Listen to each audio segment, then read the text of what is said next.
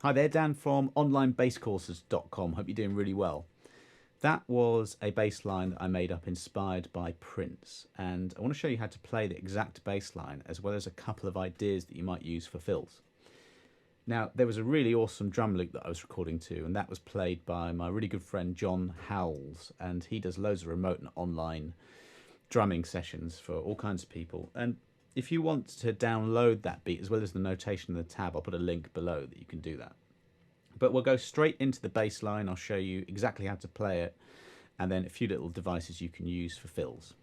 So we start on B flat, 6th fret of the E string with your first finger. I'll just play the first phrase. So I'm going first finger, 6th fret, the B flat, and immediately shifting to the C on the 8th fret. So I'm going 8th fret, I'm plucking index finger,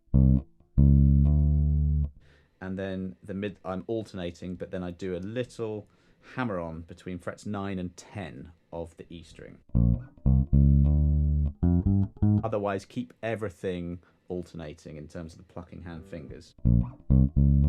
So that's what we got: fret 8, 6, 8, and then hammer on 9 to 10.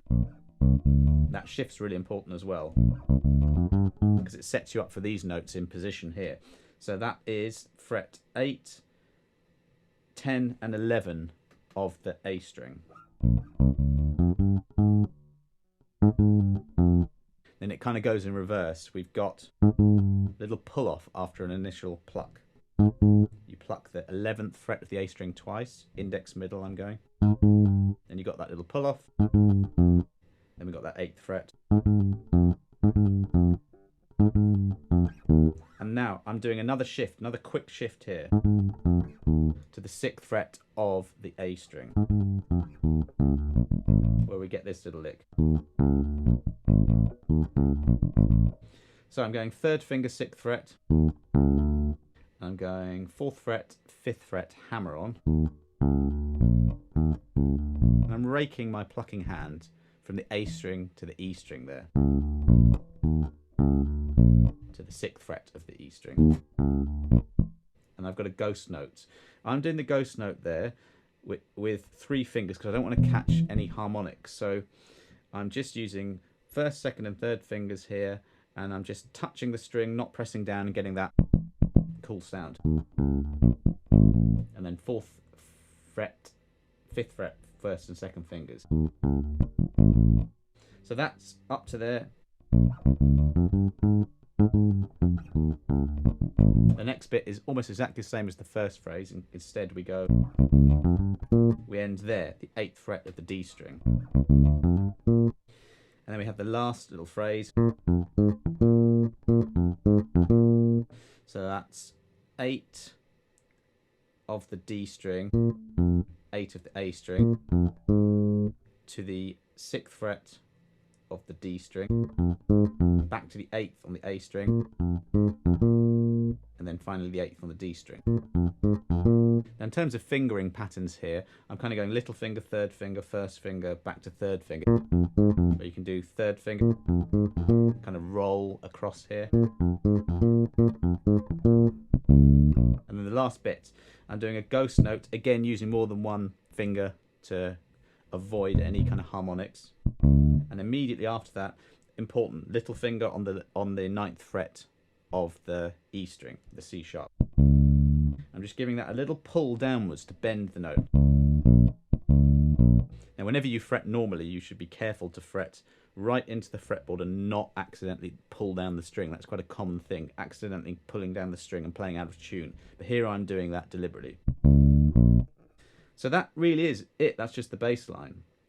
And in terms of any kind of fills you want to be using, One of the clues is in the line itself. So what is going on here? I mean, it's a B flat Mixolydian, roughly. That's kind of how I compose this bass line. Think of that like a major scale, except it's got a flattened seventh. And that flattened seventh with the major third is a dominant seventh kind of sound. And that's used a lot in kind of old school R&B and blues. And the really cool thing about this sound is that whilst we have a major third, a minor third also works. And in the line itself, that bit there, that's a minor third hammered on to a major third, and that sounds that is a very, very common sound in this sort of music.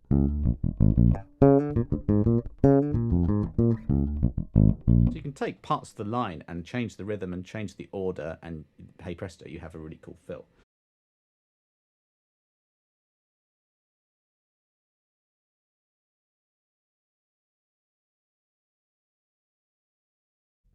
So what I'm also using a lot of is the minor pentatonic scale. So just so you know exactly how that goes, from the 6th fret, the B flat, that's the first position across all the strings. It's a minor pentatonic scale. Now, if I add the flat 5 in there, that would be the E on the 7th fret of the A string. That note there. That's your blues note. It just transforms that minor pentatonic into a blues scale. It's that note up the octave.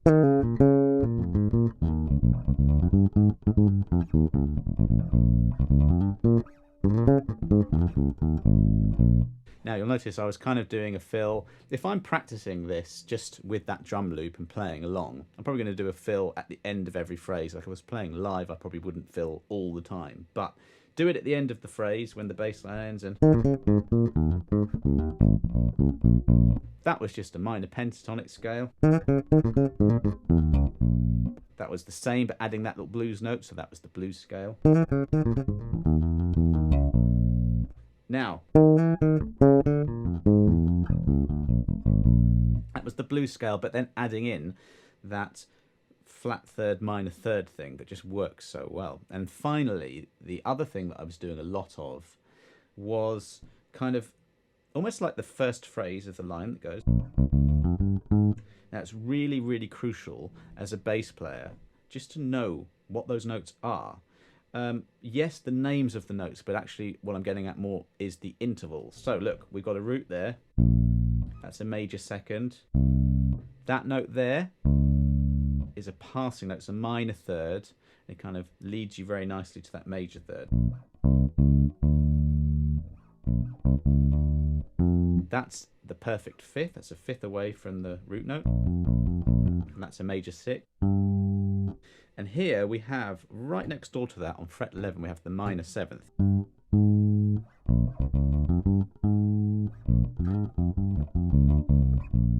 Can make fills out of any of these. If I just put that exact same pattern up the octave, so starting on the 8th fret of the D string, the B flat there,